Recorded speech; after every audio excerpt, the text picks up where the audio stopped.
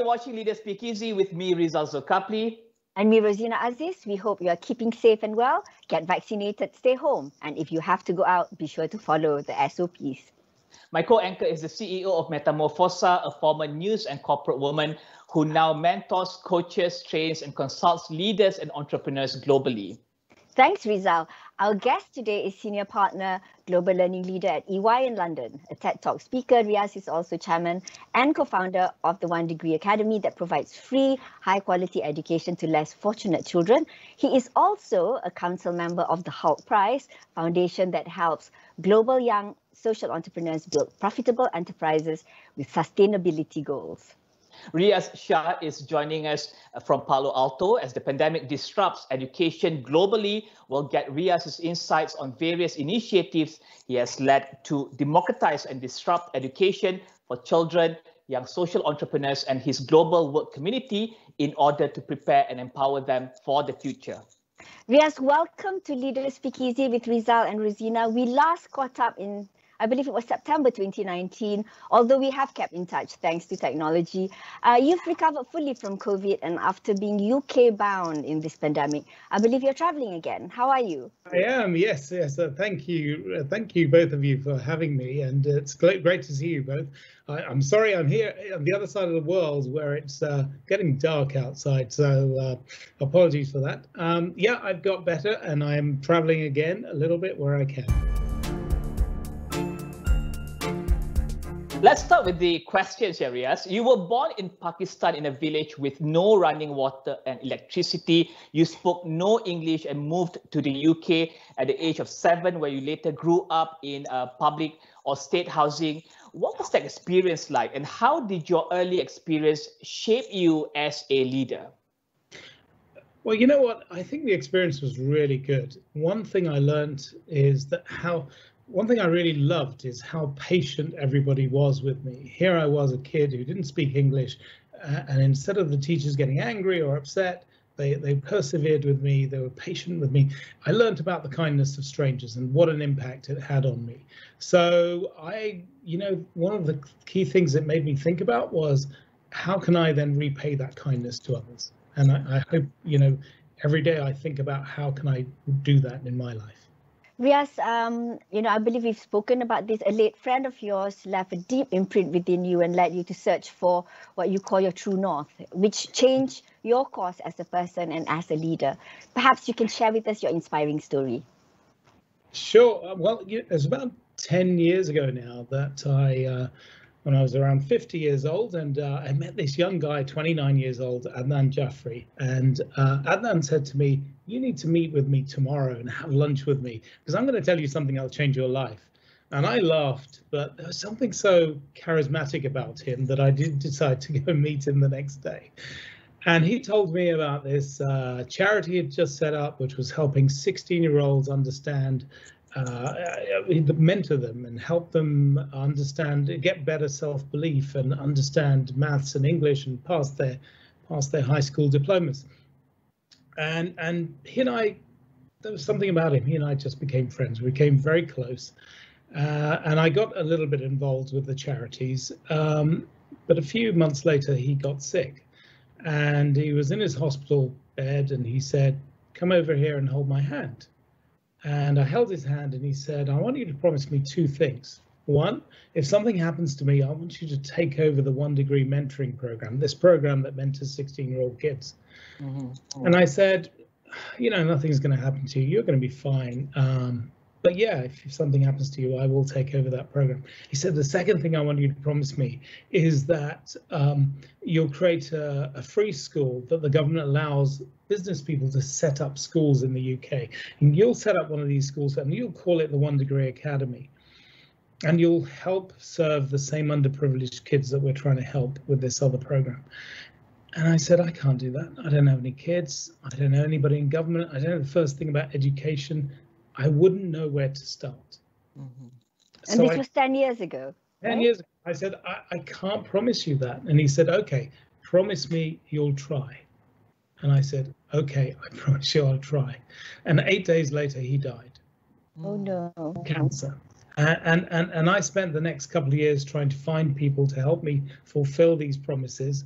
We on the mentoring program, we've now helped in the last 10 years 750 kids pass their high school diplomas.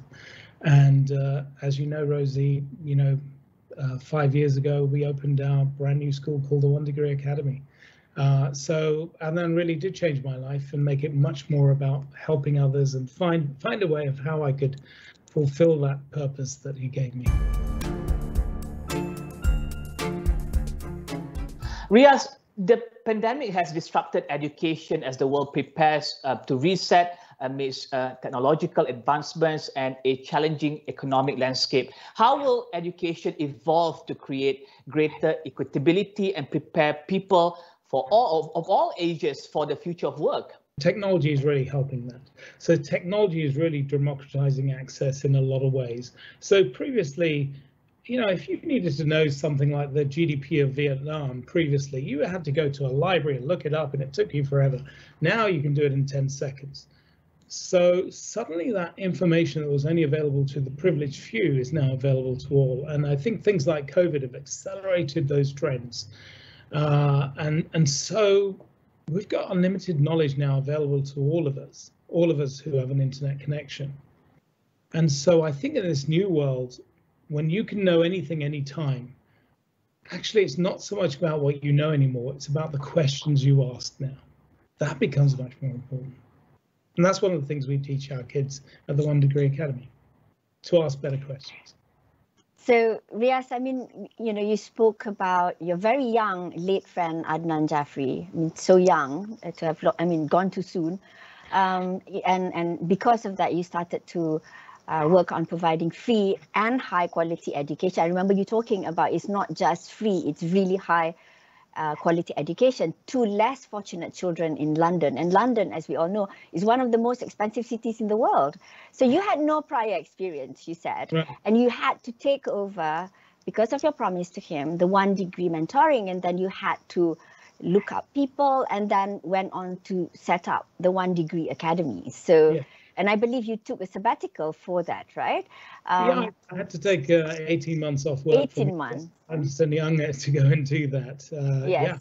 Yeah. So share with us, how do these, maybe get into a bit more details, how do these initiatives democratize education, and what makes the One Degree Academy and One Degree Mentoring, what makes them unique, and what are some of your proudest achievements that we can perhaps learn from? Well, I'm not sure we're unique, right? So I think we're part of a movement that is trying to improve outcomes for the most disadvantaged children. And it's often those children that are most poorly served by the education system. So the poorest kids who need education the most often have access to the poorest education. So our thinking was, how could we give them the kind of education you would normally have to pay for? And give them that quality of education. We focus on what is the core knowledge that you need to learn. Everybody needs to learn maths and English and things like that, the basics. Then what's the character that we want you to have as a product of our school? We want you to have responsibility. When things go wrong, we want you to say, how can I help fix this? Not, it's not my fault, somebody else did this. So it's about knowledge and character. It's also about cultural capital. So think about this, if you grew up in a middle class environment, you probably had an uncle or an aunt who was doing something professional, who had an influence on you. If you grow up without that, with nothing, and you had uncles and aunts who maybe were in prison or, work in very basic jobs at the bottom of the rung, you don't have that cultural capital. You don't have somebody who says, let me introduce you to somebody. And so it's about core knowledge, character, cultural capital, and the final C for us is about care. We think that if we love the kids who come to our school, that they will repay that to us in the school in terms of kindness and be great kids, great students, and do really well. So they're the kind of 4 C's that we focus on. It doesn't make us unique, but they're the 4 things that we focus on. We're preparing children for jobs that don't exist yet. So it doesn't make sense to teach a bunch of old stuff and to focus on old ways of thinking. We're very modern. We think about character, knowledge, cultural capital, care, And we even have a little farm in our tiny school. We have a little farm where the kids look after chickens and other small animals. Because so chicken is the fifth C. That's the fifth C. Yeah, chicken is a very good C. It's not very good when they die, by the way, but anyway, yes. So maybe if we look at education, the future of education in more general, in a more broad sense, yeah. You know, you have your initiative in London, but if we look at, you know, the broader world, when we look at the future of education for children, how do you see that, you know, in the future, given the growing divide between the haves and have-nots, as we see in the pandemic? Yeah. Well, you know, actually, what we've found in the UK is that the education inequality divide has been closing somewhat in the last 10 years. COVID did make that slightly worse, but generally it's been closing. So it can be done. We can close the divide. I think in order to do it, you need commitment. As a government, you need commitment to put good schools and good leadership in the places that they're most needed. And the best schools should be encouraged to take on the more challenging kids. That's really what we want to focus on. I have a very simple measure for a school. So if any parents are watching this and you're thinking about, hey, I'm not sure which of these schools to take my kid to, have a look at one measure. That's attendance. Look at the percentage attendance of that school. So the average attendance in the UK is something like 95%. Our attendance is close to 99% in our school.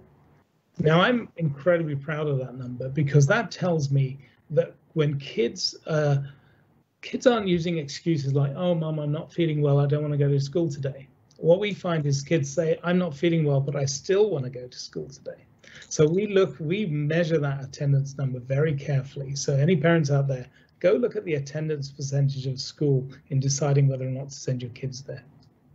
And Riaz, education has been disrupted globally due to COVID-19. Maybe briefly, what can we in Malaysia learn about education for children affected during these difficult times? And what should we expect moving forward? Yeah, I think, you know, all governments around the world need to have great teachers in a culture of high expectations of the staff and for the kids. And there's one organization in Malaysia that does this really, really well, and that's Teach for Malaysia. Teach for Malaysia was set up about 10 years ago. It's part of the Teach for All kind of consortium around the world, set up by a friend of ours called Wendy Cobb. And what it does is it gives very bright graduates out of university a 2-year fellowship to go and teach in a tough school, typically in an inner city. And out of that, at the end of that, they get asked, do you want to carry on teaching or do you want to now go and become an accountant or something? And it's great that, you know, what we find around the world is roughly half of the people who go on this program then want to stay in teaching. This is a great way of getting really great teachers into the system. The better the teachers, the better the kids, and the better the outcomes. Mm-hmm. And Rosie told me, or you told me that Riaz was responsible for getting you involved in mentoring global social entrepreneurs. Yeah, Rosie? Yes, Riaz got us, quite a few of us involved in the Hulk Prize during our reunion. I've just finished a grill session, a couple of nights ago. So what happens is Hulk Prize it provides university students, Rizal. They provide the university students mentoring, access to a global network of experts and investors, and an ultimate prize money every year of $1 million US. And what they do, they train to grow a sustainable and profitable social enterprise. So Riaz, what to you is the greatest contribution of the Hulk Prize to these young social entrepreneurs, and what leadership qualities separate those who succeed and those who don't? Yeah, I think the wonderful thing about Hulk Prize, and I think you talked to my friend Ahmad, who created the Hulk Prize, is that we're encouraging an entire generation of kids to do good and make money. What we find is the teams that are most successful are generally same as entrepreneurs that are really successful. And as you know, Rizal, you spend time with EY at the Entrepreneur of the Year Award. You know, successful entrepreneurs are ones that have a passion for the customer's pain. They really understand what is the pain customers are feeling and understand that. And they can communicate a vision that excites people to join them or excites customers to buy from them. And then finally, they have this resilience to keep going. And they don't waste time avoiding failure. They actually keep trying things that fail. And it kind of reminds me of this marshmallow experiment. There's a wonderful TED talk about this. And you know, this marshmallow challenge that you do with spaghetti, and you kind of build a tower with a marshmallow on top, and you hope it doesn't fall over. And when this guy did this challenge with kids, and then he did it with CEOs, guess who built the highest tower? It was the kids. The kids. The reason why the kids typically on average built a tower twice as high as the CEOs is because the kids did on average 5 attempts at a tower, where the CEOs spent a lot of time planning and discussing and did only a single event. So entrepreneurs who are successful have this resilience to keep going. They're not afraid of failure. They're okay with failure. They just keep trying. But Riaz, Rosie, before we go to the commercial break, can I just ask one question? Riaz, this quest to do good all the time, how do you get people to come on board and to also be part of that quest to do good? Have people told you off for wanting to do good all the time? No, not at all. Isn't it wonderful to spread good stuff around the world? I mean, this year's challenge is all about food security. Isn't it wonderful? We can have 600,000 kids around the world focused on food security for everyone. Next year's challenge is about jobs. Can you create a business that can create thousands of jobs? I think these are wonderful things. This is exactly what we should be doing. We'll take a short break. When we come back, we'll continue to talk about disrupting education to empower learning for life amidst disruptions.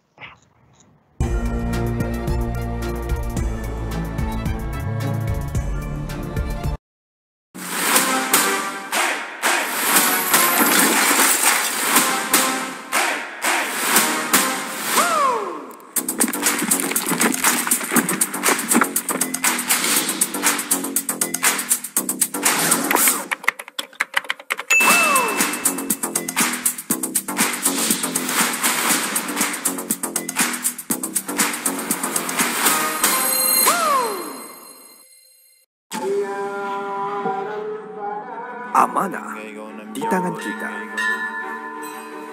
Adat, budaya dan semangat menjadi kesinambungan perpaduan tanah air yang tercinta. Berteraskan adab yang terpahat di jiwa dan raga.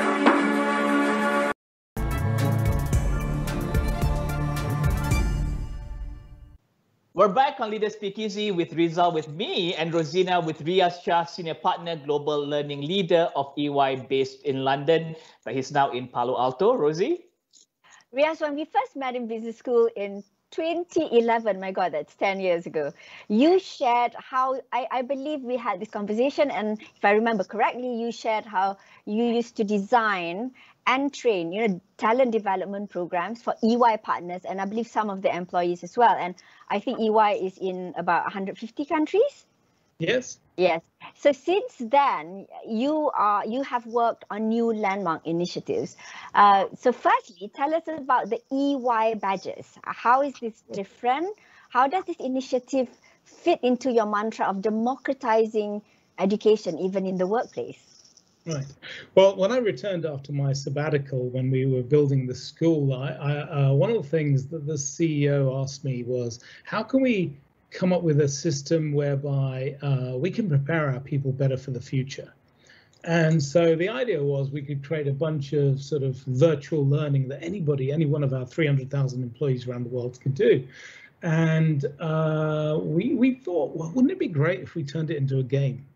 Right. So basically, you do so many hours of learning, we give you a bronze badge.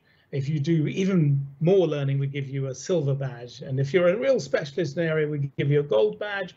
And if you're the world's expert in something, I don't know, blockchain, you get the platinum badge. So this little idea of badges, and I remember some of our leaders saying to me, that's a ridiculous idea, nobody's going to be in for that. And so we launched this idea. We came up with a bunch of badges really around two things. One is the tech skill set that we think you need to be successful in the future. And the second is the leadership mindset you need to be successful. So for example, leadership mindset is curiosity. If you're not continually curious, then the fact that you learnt about AI once is a waste of time. You know, that AI knowledge is going to be out of date in 3-4 years time. So you need this mindset of curiosity as well as a tech skill set. So skill set, mindset. And so we created these badges, and here we are 3 years later. As of this morning, we've done over 175,000 badges that have been earned. Wow. So what does that translate to in terms of the people and in terms of the countries, you know, the people who have participated, given that in the early years, people thought that, you know, it was like nobody was going to be interested. How have they benefited? I mean, every country in the world, every country, you know, Palestinian Authority has got some badges. Any country you can think of in the world where we operate, we've got badges in Syria, for example. You know, people have got badges, and that's wonderful. I mean, they're equally popular in countries like the UK as they are in countries like the Philippines and in Malaysia as well. The impact for us is that people are learning skills that our clients need, and these skills will be useful for them going forward in their future. I read a story this morning on LinkedIn, and it's one of our employees in the Philippines. And she said that, you know, she came from a very poor background in the Philippines, managed to get a scholarship, eventually ended up at EY, and has now started learning badges so that she can now use those badges towards our EY Tech MBA. So that to me fills my heart with lots of pride, because if we can impact people the other side of the world, you know, who come from humble beginnings and who can end up with an MBA, isn't that a wonderful thing? And we can give them the skills they need to be even more successful in the future. Riaz, let's talk about that MBA. Well, because we know that business schools are not within the reach of all due to its prohibitive costs and also work demands. But the fully accredited EY Tech MBA offered in partnership with the HALT International Business School is open free to all 300,000 global EY employees. Share with us the strategy behind this. It was a simple strategy, really. I was just trying to think of how else can I get people excited about learning skills of the future. So, you know, we came up with this idea of EY Tech MBA, a tech-focused MBA, and that would be flexible. People would do it anytime they wanted. Most of it involves, you know, online learning, but there is an element of live professor learning, and there's a group project as well that you've got to do. We wanted it to be future focused. You know, the problem with the business schools, traditional business schools, is they don't update their curriculum very often. And often you'll find 3-4 years go by before a curriculum's updated. Our curriculum is updated every 4 months. So for example, from September, our curriculum will include quantum computing. So we continually add to the curriculum, and it's free. So it's flexible, future focused, and free to all of our employees. We want to encourage people to learn these future skills. And I just love that we're able to give access to high quality education that would otherwise only be available to an elite few, as you say. Riaz, we will now move on to the more fun, popular segment, quick fire questions. You have only 20 seconds to answer each question. I know you quite well, but what we want is for our viewers to get a glimpse of Riaz Shah on a more personal level. Are you set? All right. 20 seconds. Let's go. So Riaz, I'm told you travel extensively for work and leisure. How many countries have you visited so far, and which one is your favorite place to visit and why? I've lost count of the number of countries. Last time I did do it for some Facebook quiz that Rosie did. It was over 100. In terms of best countries, it's too difficult. It's like saying who's your favorite child or favorite niece and nephew. But I would say, Italy is one of my favorite countries to visit. Okay, I know you love fast cars. He drives fast. Other than that, what is the craziest adrenaline pumping activity that you've ever taken? Would you do it again? Yeah, 3 months ago, I jumped off a mountain, and it was in one of those paragliders, and I really didn't want to do it. I was kind of forced into it, and as soon as we were jumping off the mountain, I was like, what a stupid thing to do, but I totally loved it. I'll do it again. So Riaz, other than work, what keeps you awake at night? Nothing keeps me awake at night. I like to sleep well. I think sleep is really important so that you can do a great job next time. I don't worry about too much. I always think about, there's so many things that are wrong with this world. There's so many things that we have to cope with at the moment, like COVID and so on. You can't change the environment. The only thing you can change is how you respond to it. So that's what I focus on, is how can I change my response to whatever's going wrong in life. It is often said it's lonely at the top. Does this resonate with you, and why? No, not at all. I hang out with so many different people at so many different places. No, I don't feel lonely at all. I think it does feel lonely if you decide that you're very special and nobody else can actually tell you what to do or give you any ideas. But I love talking to people, love getting ideas from them. Not at all. Thank you very much, Riaz. We've enjoyed hosting you, but like all good things, this too must come to an end. Briefly, do you have any parting words? No, I just really enjoyed my time with you. Thank you so much. And I hope some of what I said might resonate with others. Feel free to connect with me on LinkedIn. I'd love to carry on the conversation. Thank you to Riaz Shah, Senior Partner, Global Learning Leader of EY in London. He is also the chairman and co-founder of One Degree Academy and a council member of the HALT Prize. Riaz shared with us here today how he is disrupting education at different stages of life to democratize access and prepare children, students, and leaders for the future in a disrupted world. Be sure to join us on Leaders Speakeasy with Rizal and Rozina on Astro AWANI channel 501, our website, mobile app, LinkedIn, social media, and Astro Go for more conversations on leadership during this pandemic. I am Rizal Rozina. And I'm Rozina Aziz, wishing you good health and the very best in your career, business, and future endeavors. Stay home and stay safe.